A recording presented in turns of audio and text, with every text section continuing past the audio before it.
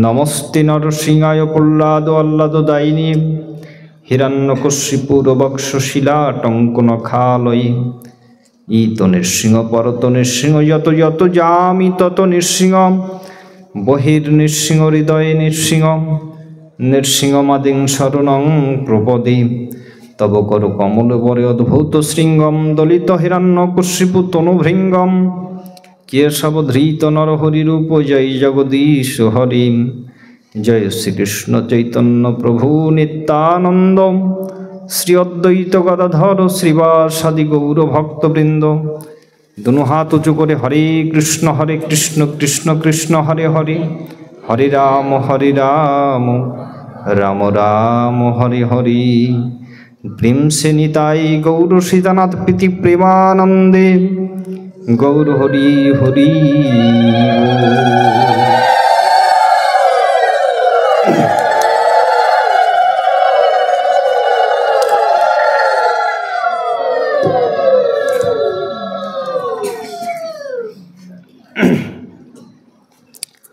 শুধু ভাগবত পিপাস্য চরণ মকরন্ধ পান কৃপাস্য ভক্তবৃন্দগণ,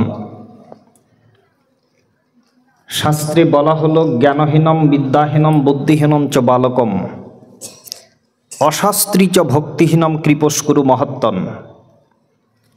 জ্ঞানহীন বিদ্যাহীন আমি বালক অধম, কবু নাহি জানি শাস্ত্রের মরম।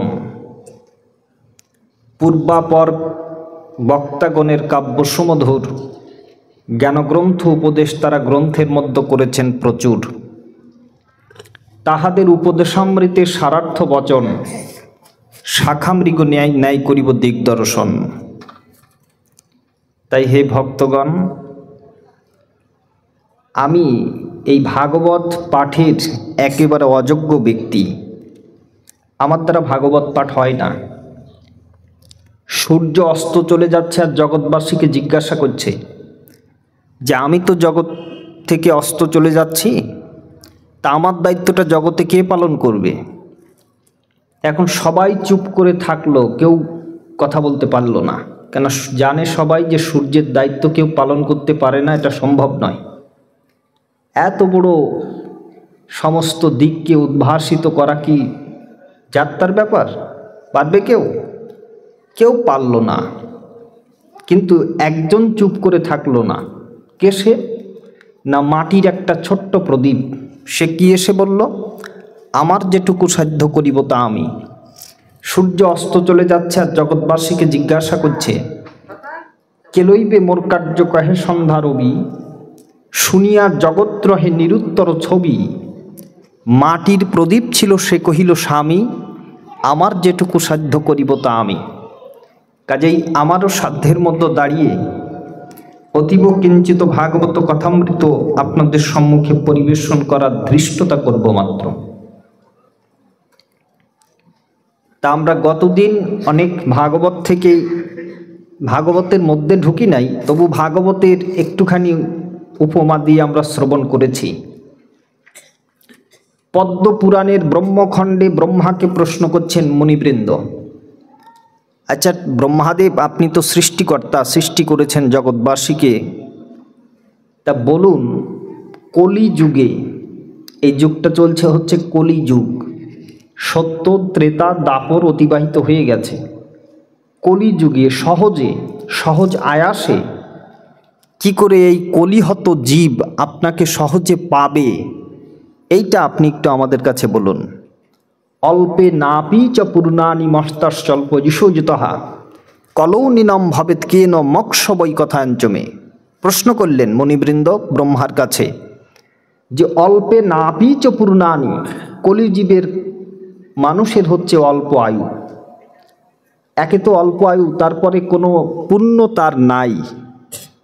অল্প আয়ু এক নম্বর, দ্বিতীয় নম্বর তার কোনো পুণ্য নাই। অল্পে নাপি চ পূর্ণানি মর্তাস্বল্প যশোযতহা কলৌনিনম ভবেত কেন, এই কলিযুগে মোক্ষ বৈ কথাঞ্চমে, মুক্তির পথ কি, এটা আপনি একটু বলুন। তাই ব্রহ্মাদেব উত্তর করছেন, সাধু সঙ্গাত ভবেদ বিপ্র শাস্ত্রানাম শ্রবণম যতহা হরিভক্তি ভবে তস্মাৎ তথা জ্ঞানম তথা গতিহি। খুব মনোযোগ আকর্ষণ করে শুনবেন। ব্রহ্মাদি উত্তর করলেন, সাধু সংগাত ভবেদ বিপ্র। শোনো, আমি একটা সহজ এবং সুখসাধ্য পথ নির্ণয় করে দিচ্ছি কলিজীবের জন্য। কি সেটা? সাধু সংগাত ভবেদ বিপ্র। সাধু সঙ্গের মধ্য দিয়ে শাস্ত্রানাম শ্রবণম যতহা, যদি শাস্ত্র কথা শুনতে পারে, তথা জ্ঞানম তথা গতিহি, এই শাস্ত্র কথা শ্রবণের দ্বারা তার জ্ঞান এবং মুক্তির পথ প্রসারিত হবে। কাজেই এই যে আসরটা, এই আসরটা হচ্ছে শাস্ত্র আলোচনার আসর। এই আসর কোনো ড্যান্সের আসন নয়, কোনো মনোমুগ্ধকর কোনো আধুনিক বিনোদনের আসন নয়। তবে কিসের আসর? তো ব্রহ্মাজি নির্ণয় করে দিলেন যে শাস্ত্রানাম শ্রবণম যতহা, কোন কথা শুনলে জীবের মুক্তি হবে বা গতি হবে, বলে সেটা হচ্ছে শাস্ত্র কথা। শাস্ত্র কি, শাস্ত্র কতগুলো, এটাও একটু জানবার প্রয়োজন আছে। আমাদের সনাতন ধর্মের মধ্যে শাস্ত্র হচ্ছে 14 প্রকার। 4 প্রকার হচ্ছে বেদ, 6 প্রকার হচ্ছে বেদাঙ্গ। 4 প্রকার বেদ হচ্ছে ঋক, শ্যাম, যজু, অথর্ব। 6 প্রকার বেদাঙ্গ হচ্ছে শিক্ষা, কল্প, নিরুক্ত, ব্যাকরণ, ছন্দ, জ্যোতিষ। আর পুরাণও রয়েছে 18খানা মহাপুরাণ, 18খানা উপপুরাণ। ন্যায় আর স্মৃতি এবং মীমাংসা, এই স্মৃতি রয়েছে প্রধান হচ্ছে 20খানা, আর উপস্মৃতি রয়েছে আরও 20খানা। আর মীমাংসা রয়েছে 2 প্রকার, একটা হচ্ছে উত্তর মীমাংসা আর একটা হচ্ছে পূর্ব মীমাংসা। এই হচ্ছে 14 প্রকারের শাস্ত্র। তাহলে এখন কথা হলো যে এত এত শাস্ত্র কি আমাদের জন্য কলিযুগে শ্রবণীয় বা আস্বাদনীয়, বা এত এত সময় কি আমরা পাবো? সেই শাস্ত্র কথা, অতীব গুরুগম্ভীর তথ্য এ কি সবাই আমাদের বোধগম্য করতে পারবে? তো ব্যাসমুনি নিজে চিন্তা করলেন। চিন্তা করে তিনি চিন্তিত হয়ে গভীর ধ্যানে মগ্ন হলেন। আমি বেদকে বিভাজন করলাম। বেদ কোনো মানুষের দ্বারা রচিত নয়। বেদ হচ্ছে সাক্ষাৎ ভগবত প্রদত্ত, এবং মুনি ঋষিগণ বেদের দ্রষ্টা, অর্থাৎ দর্শন করেছেন বেদকে। মুনি ঋষিগণ বেদকে দর্শন করেছেন।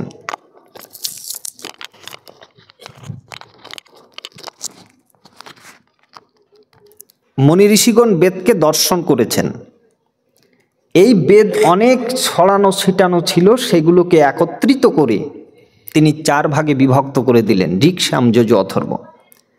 এরপরে তিনি ব্রহ্মসূত্র প্রণয়ন করলেন।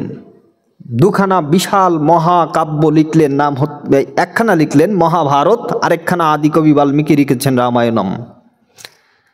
এত কিছু প্রণয়ন করার পরে 10খানা পুরাণ প্রণয়নের পরে তিনি অতীব চিন্তিত হলেন এবং চিন্তা করছেন কি করা যায়। আমি কেন শান্তি পাচ্ছি না?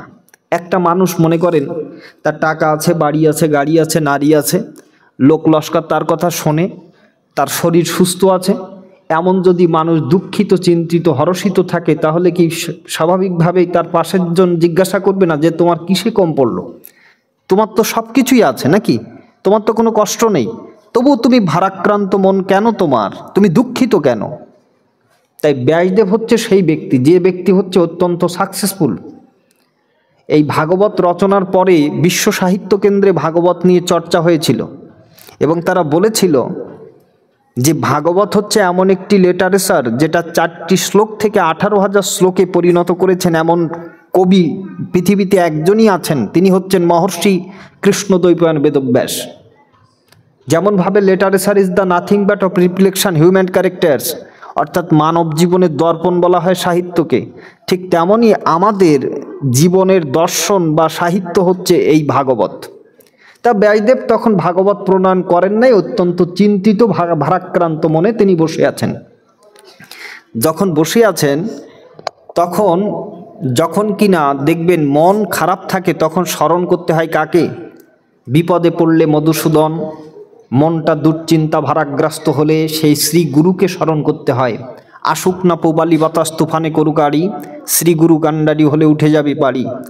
মহিমায় গুরু কৃষ্ণ এক করি মানো, গুরুতে যার বিশ্বাস অবশ্যই তার ব্রজভূমি বাস। কিন্তু গুরুতে যার বিশ্বাস নাই সে ব্রজভূমিতে বাস করতে পারবে না।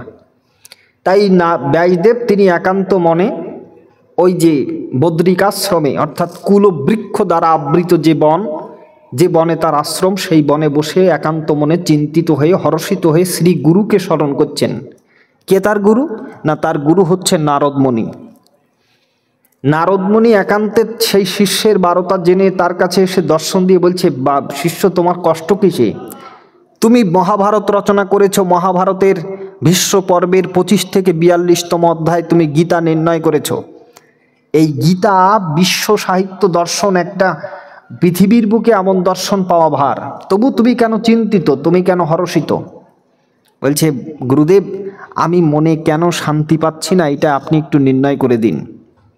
বলে, দেখো তুমি ভগবানের নিজ মুখের কথা লিখেছ, কিন্তু ভগবান নিজ মুখে গীতার মধ্যে কি বলেছেন? অধ্যায় 18 শ্লোক সংখ্যা 66-তে, সর্বধর্মান পরিত্যাজ্য মাম একম শরণং ব্রজ অহং তাং সর্ব পাপিভ্য মোক্ষয়িষ্যামি মা শুচ।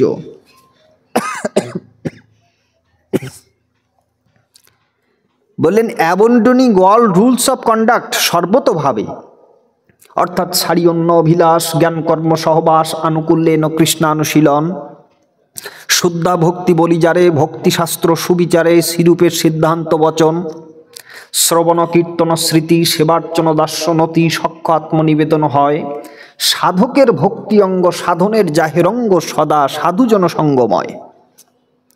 তাহলে সাধু সঙ্গ দ্বারা লাভ করা যায়। তাই ভগবান বললেন, আমাকে যদি পূর্ণরূপে কেউ স্যালেন্ডার করতে পারে, আমি তার সার্ভেন্ট হয়ে সমস্ত পাপকে বিনষ্ট করে তার মুক্তির পথে এগিয়ে দিই।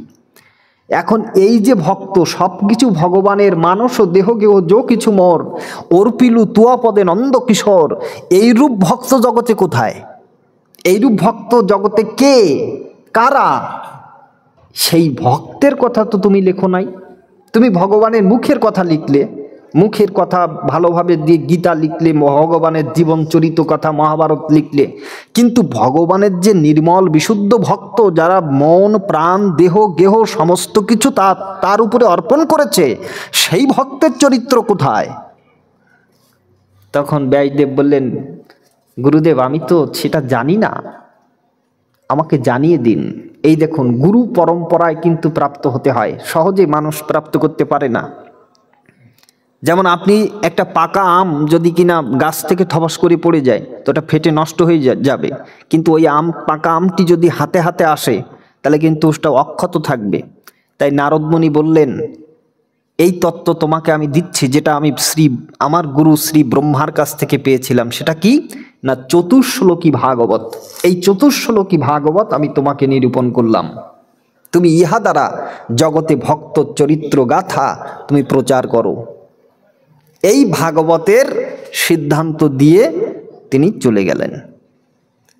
তাহলে ব্যাসদেব তিনি ওই 4টি শ্লোক দিয়ে 18,000 শ্লোকে 335টি অধ্যায়ে এবং 12টি স্কন্ধে বিভক্ত করে মহা অমূল্য সম্পদ আমাদের মাঝে দিয়ে দিলেন।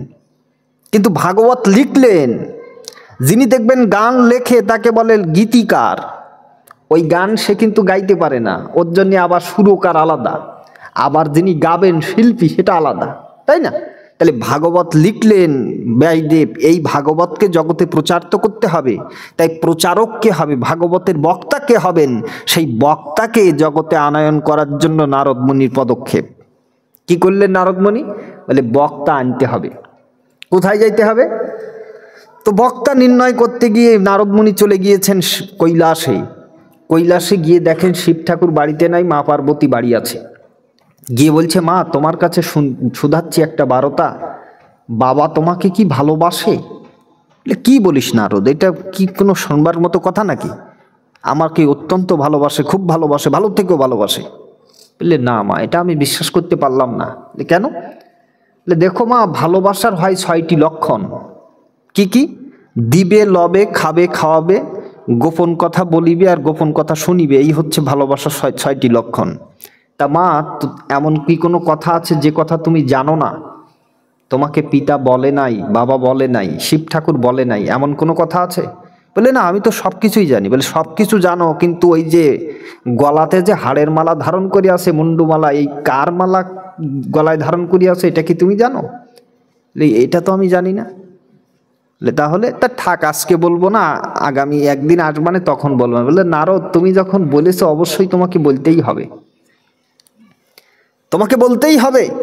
বলে মা দুঃখের কথা কি বলবো, তুমি এত করে যখন ধরেছো তখন আমি বলি, এই শিব ঠাকুর তিনি অনেক মেয়েকে ভালোবাসতেন। এখন তারা মারা যাওয়ার পরে আসলেই যে শিব ঠাকুর ধ্যান করে ওটা তো অভিনয় মাত্র। ওই শিব ঠাকুর এই ভালোবাসার রমণীর মারা যাওয়া হাড় নিয়ে ওই গলাতে পড়ে শ্মশানে বসে ও ধ্যানের ভান করে, বস্তুতপক্ষে সে সাধনা করে হচ্ছে ওই মেয়েগুলোর। বলছি এই ঘটনা, আজকে আসুক বাড়িতে। এখন আজকে বাড়িতে এসেছেন, শিব ঠাকুর এসে দেখে হাওয়া গরম আছে, নারদমণি চলে যাচ্ছে। বলে নারদ কি কাণ্ড ঘটাই দিলি সংসারে? হ্যাঁ, বলে না ঠাকুর তেমন কিছু ঘটাই নাই, তবে আপনি যান তারপরে বুঝতে পারবেন। এখন দুর্গা দেবীর নিকটে যখন গিয়েছে তখন দুর্গা দেবী বলছেন, কি গো তুমি মনে করেছিলে আমি জানতে পারবো না? তুমি কি ভেবেছো? দেখেন না, যদি স্বামীর কোনো যদি একটুখানি কুলু পায় মায়েরা, এখানকার মায়েরা খুব ভালো, তা পোস্টমর্টম না করে ছাড়ে না, তাই না? তা ঠাকুরকে বলছে কি ব্যাপার, তুমি এই যে হাড়ের মালাগুলো নিয়ে যে গলায় পরে আছো, এইটা কার মালা, জবাব দাও। বলে দেখো এগুলো তো খুব গোপনীয় বিষয়। বলে এই জন্যই তো তোমাকে বলতে হবে, গোপন কথা না বলে কি ভালোবাসা হয়? এবার কি করলেন? বলে হ্যাঁ, তুমি যখন জিজ্ঞাসা করলে তখন বলি, তুমি যখন প্রথম জন্ম ধরেছ দক্ষের কন্যা সতীরূপে, ভাগবত, দক্ষের কন্যা সতীরূপে জন্মলাভ করেছ, তুমি যখন দক্ষ যজ্ঞে নিজের প্রাণকে আত্মত্যাগ করেছিলে তখন 51 খণ্ডে বিভক্ত করেছিল নারায়ণ তার চক্র দিয়ে। 51 খণ্ড 51 ভাগে বিভক্ত হয়ে 51 পীঠে পরিণত হয়েছে। আমাদের কিন্তু খুলনা বিভাগের মধ্যে একটা পীঠ আছে, জানেন তো, যশোরেশ্বরী মা, যেখানে নরেন্দ্র মোদী এসেছিলেন, নরেন্দ্র দামোদর দাস মোদী, আমাদের বাড়ির পাশাপাশি, অনেকবার আমি গেছি সেখানে। মায়ের বৃদ্ধাঙ্গুল সেখানে পড়েছিল। তাহলে এরপরে তুমি যখন হিমালয় কন্যা পার্বতী রূপে আসলে, তখন তারপরেও সেখান থেকেও চলে গেলে, অর্থাৎ মারা গেলে, সেই হাড় নিয়ে আমি গলে পড়েছি। যুগে যুগে তুমি যেমনভাবে যেমন রূপে এসেছো, তুমি আমার সাথেই তো জীবন, দেখবেন না বলছে রাধা পূর্ণ শক্তি, কৃষ্ণ পূর্ণ শক্তিমান, দুই তত্ত্বে ভেদ নাই শাস্ত্রে পরমান। শাস্ত্র, বৈষ্ণব শাস্ত্রের কথা বলে, কৃষ্ণ যেমন রাধা থেকে পৃথক নয়, রাধাও তেমনি কৃষ্ণ থেকে পৃথক নয়। আগুন যেমন তাপদাহ থেকে পৃথক নয়, তাপদাহ তেমন আগুনের থেকে পৃথক নয়। ঠিক তেমনই শিব যদি হয় তার মঙ্গলময়ী শক্তি পার্বতী রূপে থাকবেন। ভগবান যখন শিবত্ব হয় তখন তার শক্তিটা পার্বতী রূপে তাকে লীলা সঙ্গিনী হিসেবে সঙ্গ দেয়। ভগবান যখন কৃষ্ণ হন তখন তার লীলা সঙ্গিনী হিসাবে শক্তি রূপে থাকেন রাধিকা। ভগবান যখন নারায়ণ হন তখন তার শক্তি রূপে থাকে লক্ষ্মী।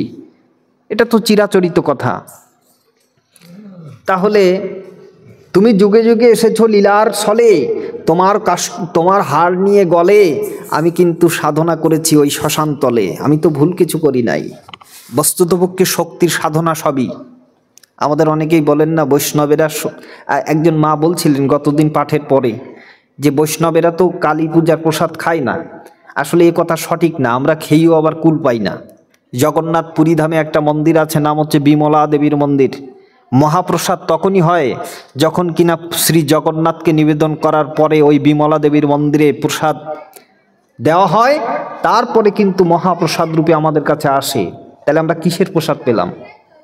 মায়ের প্রসাদই তো পেলাম, তাই না? এই জন্য মহাপ্রসাদ তখনই হয়। তাই এইসব কথা ভুলভাল কথা, যে বৈষ্ণবেরা মা কালীর প্রসাদ খায় না, শিবের প্রসাদ পায় না, এসব ভুলভাল কথা। কেন পাবে না? অবশ্যই পাওয়ার বিধান আছে। তবে এবার শিব ঠাকুর বলছেন, দেখো যুগে যুগে তুমি এসেছো, মারা গিয়েছো, এই জন্য তোমার হাড়কে নিয়ে আমি সাধনা করেছি। তখন দুর্গা দেবী বলছে, ঠাকুর আমি তো মারা গিয়েছি কিন্তু তোমার মৃত্যু নাই।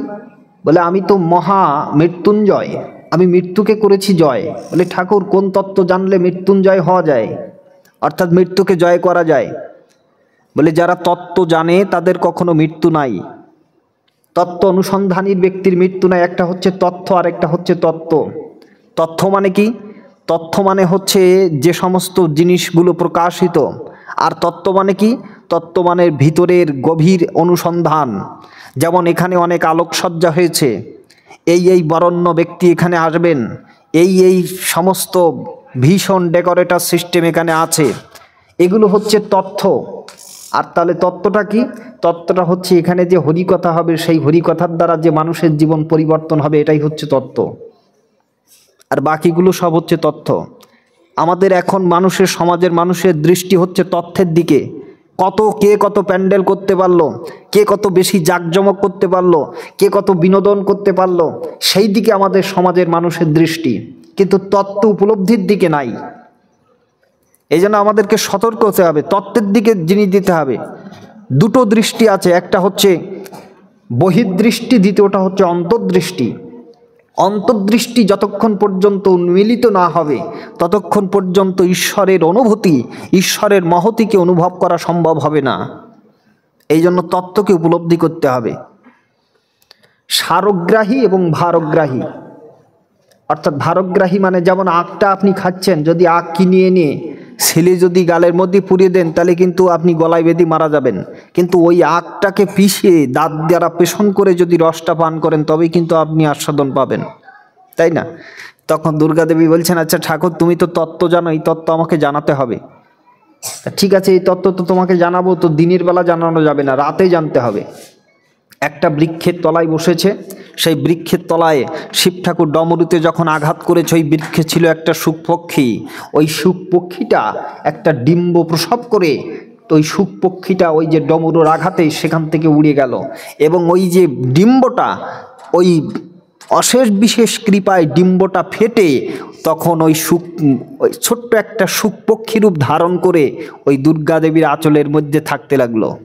বলেছিল দুর্গা দেবীকে, শোনো, আমি যদি তত্ত্ব বলি, কথা যদি শুরু করি, তাহলে তোমাকে একটু সায় দিতে হবে, হ্যাঁ কি না তুমি বুঝতে পারছো কি না, আমাকে তো জানতে হবে নাকি।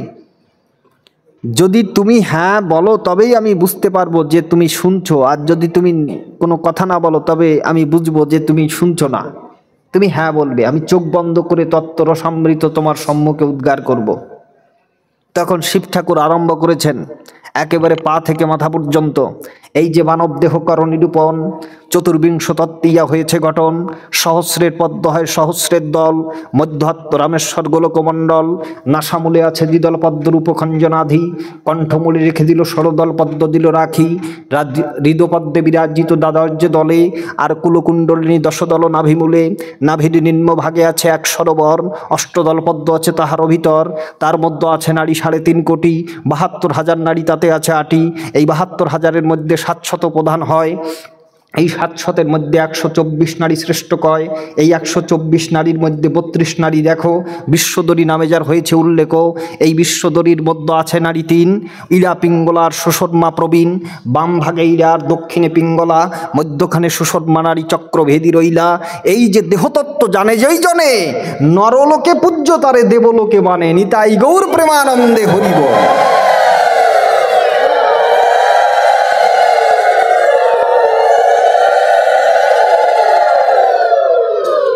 এই তত্ত্ব রসামৃত জ্ঞানসিন্ধু কথা যখন শিব ঠাকুর একে একে উদ্গার করে চলেছেন, দুর্গা দেবী তো আস্তে আস্তে ঘুম পড়ে যাচ্ছেন। এই হচ্ছে মায়েদের স্বভাব। কোথাও আসলে দেখবেন মায়েরা বলে, দিদি এই যে ভাগবত পাঠ যে এত ভালো, তুই এতদিন আমাকে বলিস নাই কেন? একজন এসেছেন বয়োবৃদ্ধা নারী, তিনি কখনো ভাগবত শোনেননি, কীর্তনের আসরে যান না, তা আজকে কোন সৌভাগ্যক্রমে সে এসেছে, সে বসে যখন চলে যাচ্ছে সবাই মিলে প্রসাদ পেয়ে, তখন জিজ্ঞাসা করছে, এই যে ভাগবত এত ভালো, তা তো আগের থেকে বুঝি নাই, এত ভালো জিনিস আমার সাথে আগে বলিসনি কেন? বলে কেন? বলে বক্তা কি বলেছে তুমি জানো? বলে তা তো জানি না, তবে ওখানে বসার পরে এমন ঘুম ধরলো যে বক্তার কথা শেষ না হওয়া পর্যন্ত আমার ওই ঘুম ভাঙেনি। ওই বাড়ি শুকোসজ্জায় থাকি, শুয়ে পালঙ্কের উপরে এগোরো কর ভাই, ঘুম হয় না, বাতের ব্যথা অম্বলের ব্যারাম আরাম হয় না কখনো, ওষুধ বড়ি খেয়ে ঘুমাতে হয়। আর এখানে এসে যে এত ভালো লেগেছে যে ঘুম মোটে ছাড়ালো না। বুঝতে পারছেন? তাহলে সেই শ্রবণের দ্বারা কোনো ফল লাভ হতে পারে না। এই জন্য দুর্গা দেবী তেমনভাবে শ্রবণ করছেন, কিন্তু অন্তরালে ওই শুকপক্ষীটি হ্যাঁ হ্যাঁ হ্যাঁ হ্যাঁ বলে যাচ্ছেন সারা রাত্রিবেলা। যখন দুর্গা দেবী সকালবেলা ঘুম থেকে উঠে যখন বলছেন যে কি গো স্বামী তারপরে কি হলো, বললে তুমি শোনোনি? বলে না, তুমি তারপরে কি বলেছো, বলেছিলে নাকি? বলে না, বলেছিলাম তো বটে, কিন্তু তুমি শোনোনি, তাহলে শুনলো কে? বলে ধ্যানস্থ হয়ে মনস্থ সহযোগে যখন ঠাকুর জানতে পারলেন যে শুনেছে একটা শুকপক্ষী, তখনই ত্রিশূল নিয়ে ধাবিত হলেন তার দিকে। ধাবিত হয়ে সেই শুকপক্ষীটি পালিয়ে যাচ্ছেন। পালাতে পালাতে ব্যাসের স্ত্রী বাসবী সকালবেলা ঘুম থেকে উঠে হাই তুলছেন। বিজ্ঞানেও কিন্তু কথার নাগাল পাবে না। হাই তুলছেন, হাই তুলতে তুলতে ছোট্ট শুক পাখিটি তার ভিতরে গিয়ে অন্তর্ধান হয়ে গেলেন। ঈশ্বরের কি মহতি লীলা, তার মধ্যে রয়ে গেলেন। শিব ঠাকুর দাঁড়িয়ে থাকলেন 1 বছর 2 বছর 3 বছর, এইভাবে 10 বছর দাঁড়িয়েছিলেন। দাঁড়িয়ে থেকে একদিন অবশ্য ব্যাসদেব জিজ্ঞাসা করেছিলেন, ঠাকুর তুমি আমার দ্বার প্রান্তে দাঁড়িয়ে কেন? বলল কি, আমার মুখে তত্ত্ব কথা শ্রবণ করে শুকপক্ষী ঢুকেছে তোমার স্ত্রীর উদরে, ও বেরোলে আমি তাকে মেরে ফেলে তারপরে যাব। তখন বলেছিলেন ব্যাসদেব ঠাকুর, তোমার মুখে তত্ত্ব কথা শ্রবণ করিয়া যে জীব থাকে সেই জীব অমৃতময় হয়ে যায়, তাকে কেউ মারতে পারে না। এই জন্য সুকমণি যখন ব্যাসপীঠে বসে যখন ভাগবত কথা আরম্ভ করেছিলেন, তখন কিন্তু দেবতারা অমৃত কুম্ভ নিয়ে এসেছিলেন। এই অমৃত কুম্ভ নিয়ে এসে বলেছিলেন, ঠাকুর আপনি চলেন, এখানে না, এই নরলোকে না, আমাদের স্বর্গে আপনি ভাগবত পাঠ করবেন। তখন ব্যাস সুখদেব বলেছিলেন, তুমি কাজ দিয়ে মণিকে কিনতে চাইছো, কাজ দিয়ে মণিকে কেনার চেষ্টা করছো, এটা কখনো সম্ভব না। তুমি এর গুরুত্ব অনুভব করতে পারো নাই, তাই স্বর্গে হবে না, একমাত্র এইখানেই ভাগবত মর্তধাবেই মনুষ্য সম্মুখে জ্ঞান ও প্রেম ভক্তের সম্মুখেই একমাত্র ভাগবত কথা হবে। তাই 16টি বছর এইভাবে কেটে গিয়েছিল ব্যাসের স্ত্রী বাসবীর গর্ভে। হ্যাঁ, কিন্তু উদর বড় হয় নাই। 16টি বছর মানে 1 বছরে এত বড়, এটা 16 বছর হলে তো মেলা বড় হয়ে যাবে না, বড় হয় নাই। তখন ব্যাসদেব ধ্যানস্থ হয়ে সেইখানে তার সাথে কথা বলেছিল, আপনি কে আছেন, ভেতর থেকে বের হন, নাহলে আপনি মাতৃহত্যার পাপে দোষী হবেন। বলল, আমি এই জগতে জন্মলাভ করতে চাই না। কেন? এই জগতে জন্মলাভ করতে এই জন্য চাই না, মানুষ যে দ্বার দ্বারা জন্মলাভ করে সেই দ্বারকে উপলব্ধি করবার জন্য, সেই দ্বারের জন্য কিন্তু জীবনভর সংগ্রাম করে। মানুষ যে স্তন্য সুধা পান করে নিজের জীবনকে বাঁচায়, সেইটা পাওয়ার জন্য আবার মানুষ পাগল হয়ে যায়। এই জন্য যথা হতে উৎপত্তি তথা হতে ক্ষয়, তথায় ভজিলে জীবে মোক্ষপদ পায়। এই ভজন তত্ত্ব শিখতে হবে, গভীর রসজ্ঞ ভজন তত্ত্ব শিখতে হবে তত্ত্ব বিশারদ শ্রী গুরুর নিকটে, তবেই সেই তত্ত্ব রসময়ে ভজন নিজের মধ্যে উপলব্ধি করা যাবে। তাই বললেন, আপনি চলে আসুন, আপনি মায়া মুক্ত হবেন, আপনাকে আশীর্বাদ করছি, আপনি মায়া মুক্ত হয়ে যাবেন, আপনার মায়া আপনাকে স্পর্শ করবে না। এই জগতে আসলে কিন্তু মায়া স্পর্শ করে। ভুলিয়া তোমারে আসিয়া সংসারে পেয়ে নানা বিধ ব্যথা,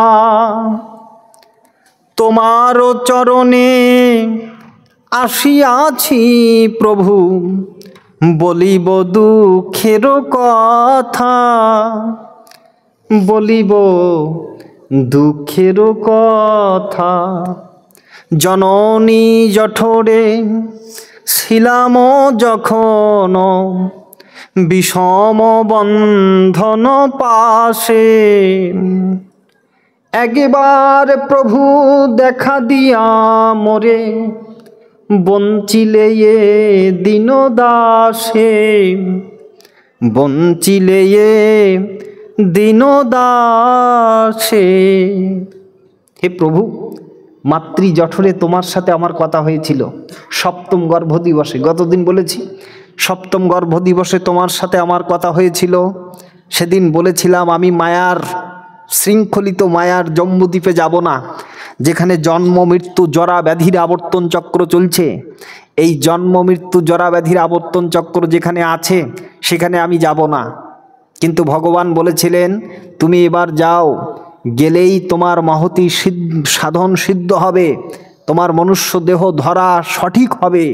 কিন্তু আমরা এখানে এসে মায়ার শৃঙ্খলে শৃঙ্খলিত হয়েছি, তাকে ভুলে গিয়েছি। তাহলে আমরা সেই প্রতিজ্ঞা নষ্টকারী জীব, যে জীবের আমরা সকলে কথা দিয়ে এসেছি তোমার ভজন করব, কিন্তু এই জগতে এসে তার ভজন কিন্তু হচ্ছে না। এই জন্য বলছে ভুলিয়া তোমারে আসিয়া সংসারে, পেয়ে নানাবিধ ব্যথা, তোমারও চরণে আসিয়াছি প্রভু, বলিব দুঃখেরও কথা। জীবের দুঃখের কথা জানাচ্ছি কাতর কণ্ঠে, সাধক ভক্ত বৈষ্ণব মহাজন তিনি জানাচ্ছেন প্রভুর নিকটে, প্রভু এই জীব ত্রিতাপ দুঃখে দুঃখিত। ত্রিতাপ দুঃখ কি কি? আধ্যাত্মিক, আদি ভৌতিক এবং আদি দৈবিক। আধ্যাত্মিক দুঃখ কিন্তু দুই প্রকার, শারীরিক মানসিক। এ শরীরের দুঃখ সবসময় আছে, জ্বর জারি সর্দি কাশি ইত্যাদি রোগ লেগে আছে না। এরপরে রয়েছে মানসিক দুঃখ, এটা আরও শরীরের দুঃখের থেকে আরও ভয়ানক। মনের দুঃখকে বলা হয় আধি, আর শরীরের দুঃখটাকে বলা হয় ব্যাধি। তাহলে এই ব্যাধির থেকে আধি হচ্ছে সব থেকে বলবান, সব থেকে পীড়াদায়ক। এই জন্য গীতার মধ্যে অর্জুনকে বলেছেন, কৃষ্ণ বললেন, অর্জুন প্রশ্ন করছেন কৃষ্ণের কাছে, চঞ্চলম হি মন কৃষ্ণ প্রমাথি বলবদ্দৃঢ়ম তার সং নিগ্রহং মন বায়ুরীব সুদুষ্করম। হে কৃষ্ণ দেখো, এই বায়ু প্রবাহমান বায়ু, এই বায়ুকে কেউ রোধ করতে পারে? পারে না তো। এই বায়ু তো বহমান, কিন্তু অর্জুন এমন জায়গায় শিক্ষা লাভ করেছেন যে অর্জুন বায়ু অস্ত্র দ্বারা বায়ুকে কমাতে পারেন, বায়ুকে বাড়াতে পারেন। তাহলে তার উপরে নিয়ন্ত্রণ এসে গেছে। কিন্তু এখানে বলছেন যে চঞ্চলম হি মন কৃষ্ণ প্রমাথি বলবদ্দৃঢ়ম তার সং নিগ্রহং মন বায়ুরীব সুদুষ্করম। এই মনটা না কৃষ্ণ বায়ুরীব মানে বায়ুর মতনই অত্যন্ত চঞ্চল, অত্যন্ত চঞ্চল। তাই অর্জুনকে কৃষ্ণ ভগবান বললেন, এই মনটাকে আগে তোমাকে বিশুদ্ধ করতে হবে। মন যদি অবিশুদ্ধ থাকে তাহলে তুমি শত সাধনা করলেও তোমার সাধনা সাকসেসফুল হতে পারবে না। কোথায় বলা হলো? আমাদের বেদ ভগবান বলছে, মন এব মনুষ্যানাম কারণম বন্ধমক্ষয়। অমৃতবিন্দু উপনিষদের দ্বিতীয় মন্ত্র, মন এব মনুষ্যানাম কারণম বন্ধমক্ষয়। ষাট্টায়নী উপনিষদের প্রথম মন্ত্র। আরও রয়েছে, আর অন্যান্য উপনিষদের এই বেদবাক্যে এক বাক্যে বলা হচ্ছে যে মন এব মনুষ্যানাম কারণম বন্ধমক্ষয়। মনই হচ্ছে জীবের বন্ধনের কারণ, আবার মনই হচ্ছে তার মুক্তির কারণ। খুব মনোযোগ দিয়ে শুনবেন, মনই হচ্ছে তার বন্ধনের কারণ, আর মনই হচ্ছে এই জীবের মুক্তির কারণ। আমরা যে মুক্তি পাবো এর জন্য দায়ী কে? তা মন। আমরা যে বন্ধনে আবদ্ধ এর জন্য দায়ী কে? ওই আমার মন। এই জন্য সাধক লিখছেন, যদি মনটা খাঁটি করতে পারো তবে ধরো সাধুর বেশ, তা না হলে দেখবার যিনি দেখছেন তিনি ধরবে মাথার কেশ।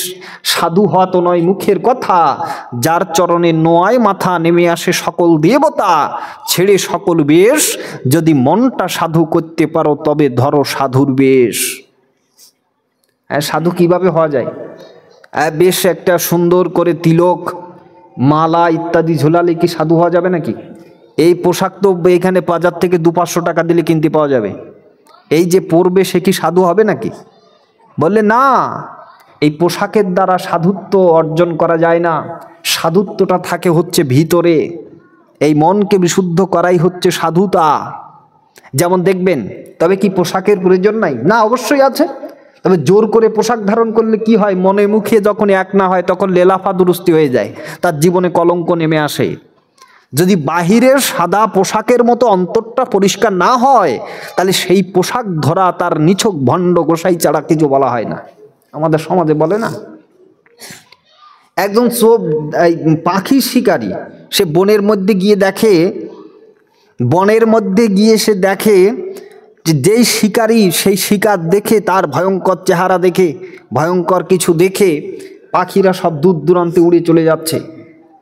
এখন একজন বৈষ্ণব আছে ওই দিক থেকে, দেখে তার গায়ে পাখি বসছে, এখানে পাখি বসছে, বললে বাহ, আমি এত বেল ধরে এখানে পাখি চেষ্টা করছি, একটাও পাখি আমার ধারে কাছে ঘেরছে না। আর এই ব্যক্তিটা, তার পাখি গায়ে গায়ে যেন ছুল খাচ্ছে। তা আমি আগামী দিনে কাজ করব, ছল করে একটা সুন্দর বৈষ্ণব বেশ ধারণ করে পাখি শিকার করতে আসবো, যাতে পাখি আমি খুব করে মেরে নিয়ে যেতে পারি। আগামী দিনে একেবারে সাজ পোশাক সুন্দর করে এসে পাখি শিকার করতে এসেছে, এসে দেখে ঠিক তেমনই পাখিরা সেই বৈষ্ণবীয় সাজকে বিশ্বাস করে তার নিকটে কাছে আসছে। ওই দৃশ্য দেখে ওই শিকারীর মনটা উজ্জীবিত হয়ে গেল, হায় রে কি করছি আমি, আজকে যে পোশাকের মূল্যায়ন, সেই পোশাকের মূল্যায়ন, আমি তো পোশাকের ধারী ব্যক্তিটি নই, আমি তো শিকারী, আমি তো মৃত্যুদানকারী তাদের। আজকে তারা সেই পোশাককে বিশ্বাস করে আমাকে এসেছে। বাস্তবিক পক্ষে এই পোশাকের মতো যদি আমার মনটা করতে পারতাম, তাহলে আজকে আমি কত সুন্দর না হতে পারতাম। এই জন্য বলা হচ্ছে মনই আমার বন্ধনের কারণ, আর মনই হচ্ছে আমার মুক্তির কারণ। মন যদি পরিষ্কার না হয়, আচ্ছা একটা শ্লোক বলি, তাতে একটু আপনাদের উপলব্ধিটা আসবে। গরুর পুরাণ উত্তরখণ্ড কি বলা হলো? ন কাষ্টে বিদ্যতে দেব ন শিলায়াং ন মৃচ্ছু চ ভাবহি বিদ্যতে দেবং যস্মাৎ ভাবং সমাচরেত। কি বললেন? আমাদের একটা ঠাকুর আমরা তৈরি করি কাঠ দিয়ে, সেই ঠাকুরের নামটা কি জানেন কেউ? জগন্নাথ দারু ব্রহ্মম ঘনশ্যাম, তাই না? তাহলে এই জগন্নাথ শাস্ত্রের মধ্যে ব্যাসদেব লিখলেন যে ন কাষ্টে বিদ্যতে দেব। জগন্নাথ বলছেন আমি কিন্তু কাঠের মধ্যে থাকি না। বড় অদ্ভুত কথা, আমরা সকলেই তো তাকে উপাসনা করছি কাঠের মধ্য দিয়ে, তো জগন্নাথ বলছে না না আমি কাঠের মধ্যে থাকি না। ন কাষ্টে বিদ্যতে দেব ন শিলায়াং, অর্থাৎ পাথর দ্বারা আমাদের কিছু ঠাকুর আমরা গড়ি। কি আছে? নারায়ণের শালগ্রাম শিলা আছে, শিব ঠাকুরের পাথরের শিব ঠাকুর আছে, তাই না? লিঙ্গ আছে, সেগুলো তো পাথর দ্বারা। তো তারাই বলছে না ন শিলায়াম, অর্থাৎ পাথরের মধ্যে আমি থাকি না। ন মৃচ্ছু চ, মাটি দিয়েও আমরা কিন্তু ঠাকুর গড়ি। কিসে? কালী, দুর্গা, সরস্বতী ইত্যাদি গড়ি না? তিথিভেদে 12 মাসে 13 পার্বণ আছে আমাদের, তাহলে সেগুলো তো আমরা করি। তার বলছে না আমি তার মধ্যে তো থাকি না। বলে অদ্ভুত কথা, কাঠের মধ্যে থাকি না, পাথরের মধ্যে থাকি না, আবার বলছেন মাটির মধ্যে থাকি না, তাহলে তুমি থাকো কোথায়?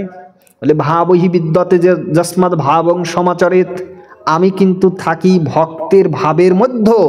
ভক্ত যদি মনে চিন্তা করে যে এইটা শুধু কাঠ, তাহলে আমি জগন্নাথ তার কাছে কাঠ রূপেই থেকে যাই।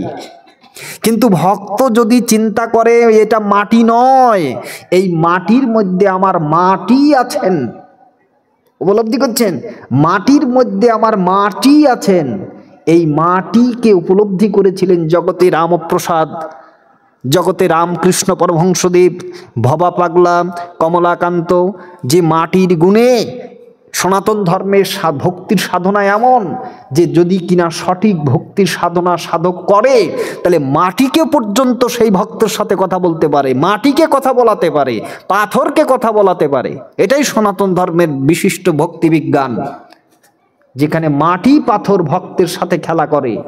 যেমন মীরাবাই গান গাহিলে মাটির কৃষ্ণ হাটে চলে, হৃদনা হনে চ হরি মিলে তো জলজন্ত হই, ফলমূল খানে চ হরি মিলে তো বাদ্দর বানরই, পাথর পুজিনে চ হরি মিলে তো মুই পুজি পাহাড়, আর তুলসী পুজিনে চ হরি মিলে তো মুই পুজি তুলসী ঝাড়, দুধু পিনে পিয়ানি চ হরি মিলে তো বহুত বৎস মালা, মীরা কহে বিনা প্রেম সে নাহি মিলে নন্দনালা। মীরাবাই বলছে হৃদনা হনে সে হরি মিলে তো জলজন্তু হই, ফলমূল খানে চ হরি মেলে তো বান্দর বাদরই। বলে দেখো দেখো, যদি ফলমূল খেয়ে ভগবানকে পাওয়া যেত, তাহলে বান্দর বাদুর এরা আগে পেত। হ্যাঁ, যদি গঙ্গা জলে স্নান করে যদি ভগবানকে পাওয়া যেত, তাহলে গঙ্গা জলে যে সাপ, ব্যাঙ, কুমির ইত্যাদি বাস করে তারাই আগে ভগবানকে পেয়ে যেত। এর দ্বারা লাভ হয় নাকি? যদি দুধ খেয়ে ভগবানকে পাওয়া যেত, তাহলে যে গাভীর বাছুর আছে, সেই বাছুর আগে ভগবানকে পেত। তাহলে কি দ্বারা পাওয়া লাভ হবে তার? বলে লাভ হবে হচ্ছে বিনা প্রেম সে নাহি মিলে নন্দলালা, অন্তরে যদি প্রেম না থাকে, ভাব বিশুদ্ধ না হয় তাহলে সেটা পাওয়া সম্ভব নয়। এই কথা অর্জুনকে গীতার মধ্যে বললেন ভগবান কৃষ্ণ। কামেষু ক্রোধেষু রজগুণ সমুদ্ভব মহাসন মহাপাত্মা বিদ্যিমিহ বৈরিণম। কাম থেকে ক্রোধ, ক্রোধ থেকে মোহ, মোহ থেকে সংমোহ, সংমোহ থেকে ইচ্ছা, ইচ্ছা থেকে স্মৃতিভ্রংশ, আর স্মৃতিভ্রংশ থেকে বুদ্ধিনাশ, আর বুদ্ধিনাশ তথা সেই জীবের বিনাশ হয়। কাজী অর্জুন, তুমি যে মূলে যে তোমার জিনিসটা সেটা হচ্ছে তোমার কাম, তোমার কামনা। তুমি এই যুদ্ধে জয়লাভ করার জন্য নিজেকে প্রস্তুত করেছ, কিন্তু আসল যুদ্ধ চলছে তোমার মনে, আসল যুদ্ধ চলছে তোমার হৃদয়ে।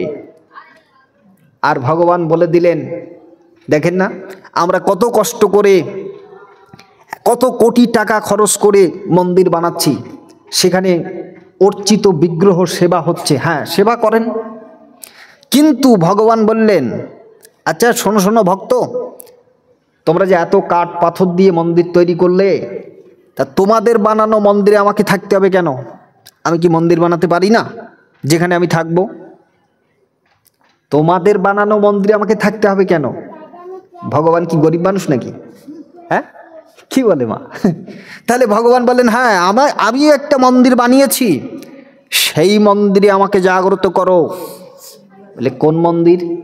গীতা অধ্যায় 18, ঈশ্বর সর্বভূতানাম হৃদ্দেশে অর্জুন তিষ্ঠতি ভ্রাময়ন সর্বভূতানি যন্ত্র ঊঢ়ানি মায়া তমেব শরণং গচ্ছ সর্বভাবেন ভারত। হে অর্জুন, আমি সমস্ত জীবের হৃদয়ে আমি থাকি। আমার বসতঘর কোথায়? সমস্ত জীবের হৃদয়ে হচ্ছে আমার বসতঘর। অনুভব করবেন ভাগবতী কথা, আমি কিন্তু লীলা কথা বেশি বলছি না, তত্ত্ব অনুসন্ধান করছি, উপলব্ধি করবেন। অনেক কথা শুনেছেন, অনেক রূপ কথা শোনেন, কথা শোনেন, এগুলো সব বাহিরের কথা, ভিতরের কথা একটু শুনুন, শাস্ত্রকে জানুন। তা বলছেন কি, দেখুন এই জন্য আমরা এই মন্দিরে ধূপ ধুনো ইত্যাদি দিয়ে তাকে আরতি করছি, কিন্তু এই যে দেহ মন্দির, যে মন্দিরে হৃদয়ে ভগবান অধিষ্ঠিত আছেন, সেই মন্দিরে কিন্তু দুবেলা সকালবেলা উঠে কি করছি? বিড়ি ফুঁকছি, তা না হলে সিগারেট ফুঁকছি, মদ সেবন করছি। কি হলো? কোথায় পূজা করছেন আপনি? মন্দিরে তো পূজা করে আসলেন 2 ঘন্টা, এসে কি করছেন? বাইরে এসে আপনি সিগারেট খাচ্ছেন। না, তাহলে ওই মন্দিরে আপনি ধূপ ধুনো দিয়ে সুন্দর করে আরতি করলেন, আর এই মন্দিরের পরিচর্যাটা কি এইভাবে করলেন? ভজন হবে? হবে না। এই জন্য ভগবান বললেন, আমি সেই তোমার মন্দিরে আছি, হৃদ মন্দিরে। তা এখন হৃদয়ে যে ভগবান তুমি আছো, তোমাকে তো দেখা যায় না। কোথায় থাকো তুমি? কেমনভাবে থাকো? বলে হৃদয়ে থাকি। বলে হৃদয়ে থাকি তো থাকো তো বটে, হৃদয় যদি অসুস্থ হয়ে যায়, হার্ট যদি অসুস্থ হয়ে যায়, তাহলে ডাক্তারবাবু হার্টটাকে অপারেশন করে সুস্থ করে দেন, বা হার্টে কোনো একটা যন্ত্র বসিয়ে দেন, তখন তো তোমাকে দেখা যায় না। বলে আমি তো হৃদয়ে থাকি, কিন্তু হৃদয়ের মাংসপিণ্ডে নয়, হৃদয় গ্রন্থিতে। কেমনভাবে থাকো?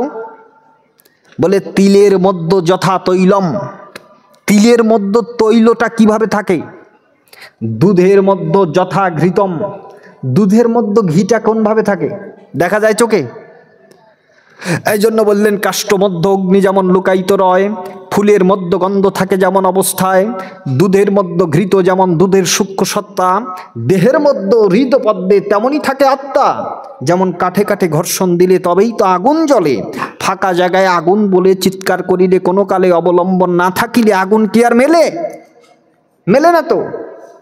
ঠিক ভগবান আছেন সেইভাবে হৃদয় মন্দিরে আছে, মানে চুপি চুপি সেখানে আমার ভিতরে তিনি বাস করছেন। এই জন্য ঋষি কবি রবীন্দ্রনাথ লিখলেন, দেখ দেখিরি মন ভালো করে, আলো করে কে আছে রে তোর ভাঙা ঘরে, ও তোর খাট বিছানা দূরে থাকুক, সেখানে আসনখানাও নাই, তবু করে না তো অভিমান, দুঃখী দেখে তার ঝরে দুনয়ন, ও তার এমনি কাঙাল প্রাণ, ও তার এমনি দয়াল প্রাণ। তার এমনই দয়াল প্রাণ যাকে তিনি, যে ব্যক্তি সেই ভগবানকে ডাকছেন তাকেও তিনি বাঁচিয়ে রেখেছেন জল আলো বাতাস দিয়ে। আবার যাকে তিনি, যারা তাকে অবহেলা করছে তাদেরকেও তিনি জল আলো বাতাস দিয়ে, প্রকৃতির সুন্দর আলো বাতাস দিয়ে তাকে বাঁচিয়ে রেখেছেন। হ্যাঁ, কার্পণতা করছেন নাকি? করছেন না। আমরাই কৃপণতা করছি। এই যে আলো জ্বলছে, চতুর্দিকে আলো, কত ভালো। এর পাওয়ার হাউস থেকে, এর একটা পাওয়ার হাউস আছে। তাহলে দেখা যাচ্ছে কি মাসের মাথায় ওই বিদ্যুৎ বিল অফিস থেকে আমাদের কাছে একটা স্লিপ তারা এসে ধরাই দিয়ে যান, কাগজ ধরাই দিয়ে বলে যে বাবু দেখুন, আপনি যদি এই মাসের কারেন্ট বিল ভাড়া না দেন তাহলে কিন্তু 3 মাস যদি এইভাবে অতিবাহিত হয়ে যায় কারেন্ট কানেকশানটা কেটে দেওয়া হবে। যদিও বাংলাদেশের কারেন্ট কানেকশান গরমকাল হলে কি হবে সেটা বলা যাচ্ছে না, এমন পরিস্থিতির মধ্যে আমরা যাচ্ছি, তা কেটে দেওয়া হবে। চিন্তা করুন তো, এই জগতের একটুখানি আলো পেতে হলে আপনাকে মাসের মাথায় কত ভাড়া গুনতে হচ্ছে। তাহলে আমরা যে দিন থেকে রাত্রি পর্যন্ত 24 ঘন্টা, এই 24 ঘন্টায় 21,600 বার যে নিঃশ্বাস প্রশ্বাস চলছে, এর মধ্যে আমরা গ্রহণ করছি 11,000 লিটার অক্সিজেন। 11,000 লিটার অক্সিজেন, বিশুদ্ধ অক্সিজেন। 1,000 লিটার অক্সিজেনের দাম কত? এই যে মাঝে করোনা চলে গেল, এমনও কাণ্ড ঘটেছে বাংলাদেশে, লাখ লাখ টাকা নিয়ে দৌড়িয়েছে কিন্তু 1 সিলিন্ডার অক্সিজেন কিনতে পারে নাই। তাহলে তার দাম কত? বিশাল অমূল্য সম্পদ। সেই সম্পদ, আচ্ছা তা নয়, ভগবান যদি এই নাকের মধ্যে একটা ছোট্ট মিটার বসিয়ে দিতেন, যে মিটারে কতটুক আমরা অক্সিজেন গ্রহণ করেছি, অতটুক ভাড়া আমাদেরকে যদি দিতে হতো, তাহলে কি আমরা জীবনভর সেই দিন শোধ করতে পারতাম? তাহলে আমরা অকৃতজ্ঞ নই? আমরা তো অকৃতজ্ঞই হলাম তার উপাসনা। এই জন্য বলছেন যজ্ঞার্থাৎ কর্মণ অন্যত্র লোক অয়ম কর্মবন্ধন। হে অর্জুন শোনো, যজ্ঞার্থাৎ কর্ম করো, আর অন্যত্র লোক অয়ম কর্মবন্ধন। যদি তুমি অন্যত্র তোমার নিজ স্বার্থ চরিতার্থ করবার জন্য যদি কোনো কর্ম করো, তাহলে সেই কর্ম হবে তোমার বন্ধনের কারণ। আর যদি তুমি যজ্ঞার্থাৎ কর্ম না, যজ্ঞ বৈ বিষ্ণু, বিষ্ণুর প্রীতার্থে যদি তুমি কর্ম সম্পাদন করো, সেই কর্ম তোমাকে মুক্তির পথ প্রসারিত করবে, তোমাকে বন্ধন, তুমি বাধা পড়বে না সংসারে। এই জন্য সেই খবরটা নিতে হবে। সাধক লালন ফকিরও বলেছিলেন, ঘরের খবর জান রে মন, ঘরের খবর জান, এই ঘরে তোর কে আসে যায় কোন সে ভগবান, অমন তুই ঘরের খবর জান। ঘরের খবর জানবার কথা প্রত্যেক মহাজনী সাধকেরা তারা আমাদের এই দেহ ঘরের সন্ধানখানা জানতে বলেছেন। তাই তৎকালীন সময়ে হুসেন শাহ আমলের যিনি প্রধানমন্ত্রী ছিলেন বাংলাদেশের, সেই প্রধানমন্ত্রী তিনি মহাপ্রভুর কাছে গিয়ে প্রশ্ন রেখেছিলেন, হে প্রভু তুমি আমাকে বলো, কে আমি, কেন আমায় যারে তাপত্রয়, ইহা নাহি জানি কেমন হিত হয়, সাধ্য সাধন তত্ত্ব পুছিতে না পারি, কৃপা করে সব তত্ত্ব তুমি কহে বিচারি। হে প্রভু, আমি আমার নিজেকে জানি না, নিজেকে চিনি না, তুমি আমাকে চেনবার শক্তি দান করো। মহাপ্রভুর কাছে গিয়ে সনাতন গোস্বামী, মানে কি, তার নাম হচ্ছে সাকর মল্লিক। হোসেন শাহ তাকে দিয়েছিল পদ সাকর মল্লিক, মানে সাকর শব্দটা এসেছে শুকুর শব্দ থেকে, যার অর্থ হচ্ছে জ্ঞানবৃদ্ধ, আর মল্লিক শব্দটা এসেছে মহল্লিক শব্দ থেকে, যার অর্থ হচ্ছে সমস্ত কাজে যিনি পারদর্শী। এমনতর পণ্ডিত, সমস্ত কাজে পারদর্শী ব্যক্তিত্ব। 513 বিঘা জমি তার নামে কিন্তু তৎকালীন সময়ে, এবং এখন বর্তমান সময়ে লক্ষ কোটি টাকার মালিক তিনি। এমনতর ব্যক্তির সমস্ত কিছু পরিত্যাগ করে মহাপ্রভুর চরণ প্রান্তে গিয়ে তিনি জিজ্ঞাসা করলেন, কে আমি, কেন আমায় যারে তাপত্রয়, আমি কে? আপনাকে যদি প্রশ্ন করি যে আপনি কে, আপনি পরিচয় দেবেন, এই সাইড দিয়ে একটা কাপড় দিতে হতো, তাই না? হ্যাঁ, এই কমিটির দৃষ্টি আকর্ষণ করছে, আপনারা এইখান থেকে একটা পর্দা করে দেবেন, মানে মানুষও যাতে যাতায়াত করতে পারে, আবার পর্দাটা যাতে বাতাস না আসে। এখন তো দেওয়া সম্ভব না, নাকি সম্ভব নাকি? থাক, এই ভক্তরা কষ্ট পেলে তো কষ্ট লাগেই। তাহলে মহাপ্রভুর কাছে প্রশ্ন করলে মহাপ্রভু উত্তর দিচ্ছেন, জীবের স্বরূপ হয় কৃষ্ণের নিত্য দাস, কৃষ্ণের তটস্থা শক্তির ভেদ অভেদ প্রকাশ, সূর্যাংশ কিরণ জয়ছে অগ্নি জলাচয়, সাধারণী কৃষ্ণের 3 প্রকার শক্তি হয়। সদংশে সন্ধিনী, আনন্দাংশে লাদিনী, চিদাংশে সম্ভিত যারে জ্ঞান করি মানি। সুখরূপেতে কৃষ্ণ করেন সুখ আস্বাদন, ভক্তগণে সুখ দিতে লাদিনী কারণ। বললেন জীবের স্বরূপ হচ্ছে কি? আমাদের সবার পরিচয়।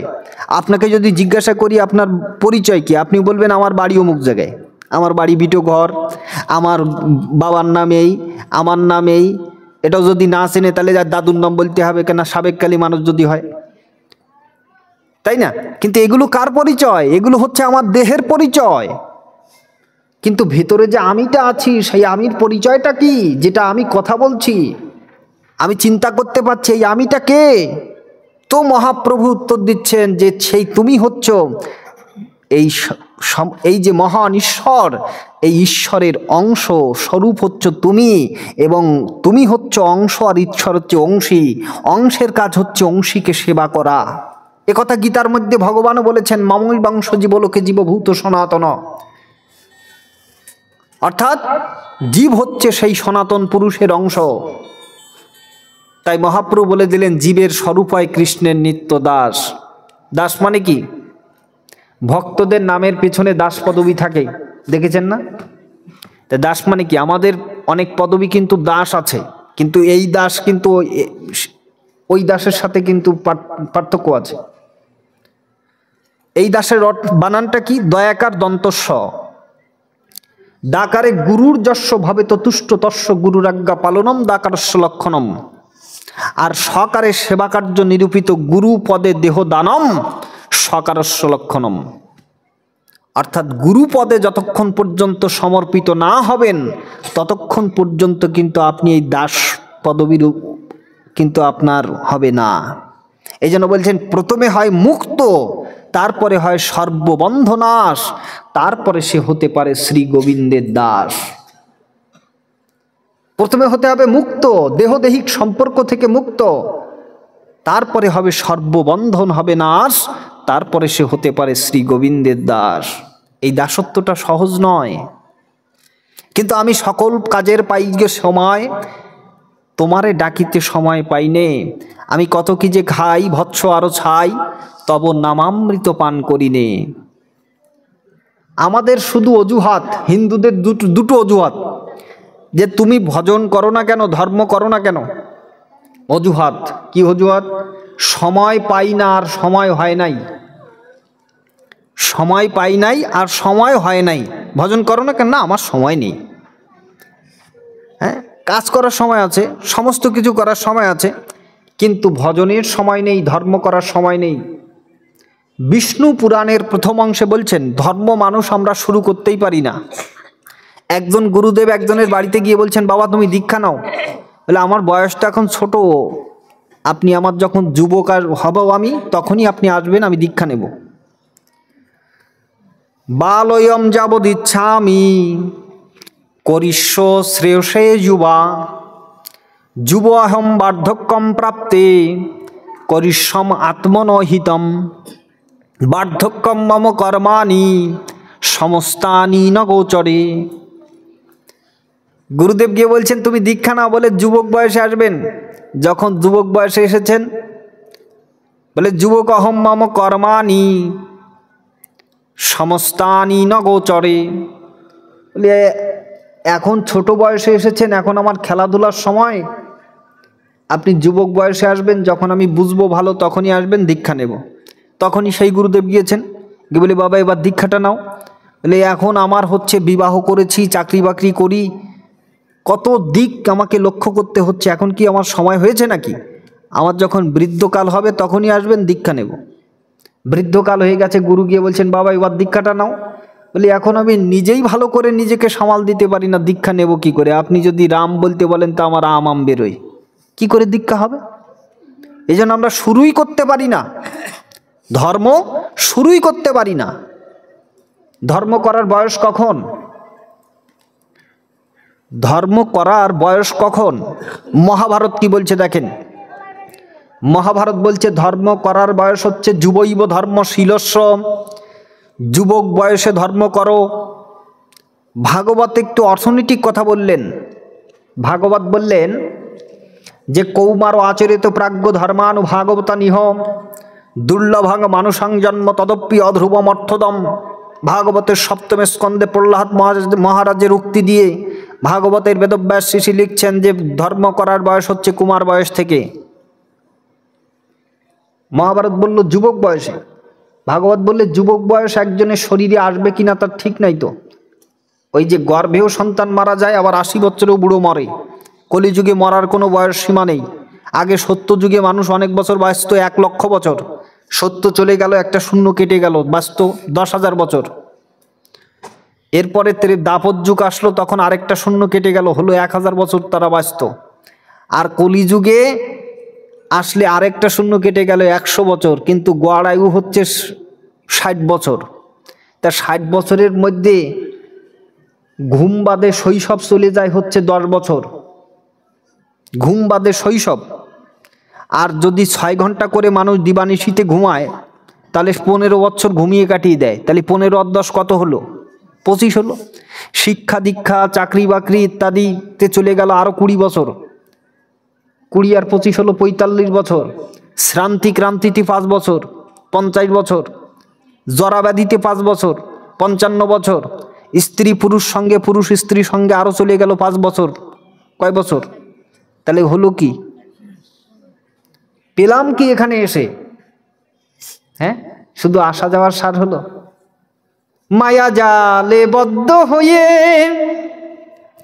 আছো মিছে কাজ লয়ে, ওরে এখনো চেতন পেয়ে রাধা মাধব নাম বলো রে, গায়ে গোরা মধুর স্বরে।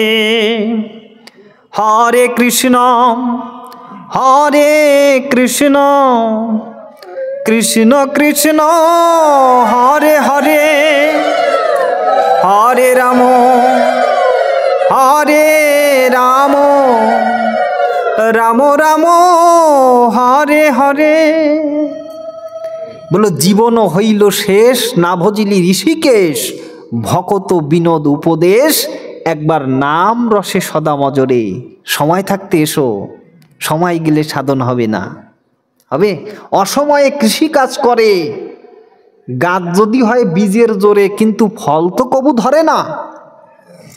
যদি চেষ্টা করেন অসময়ে বীজ রোপণ করেন, তাহলে গাছ যদি বীজের জোরে হলেও হতে পারে, কিন্তু তাতে ফল হয় না বাবা।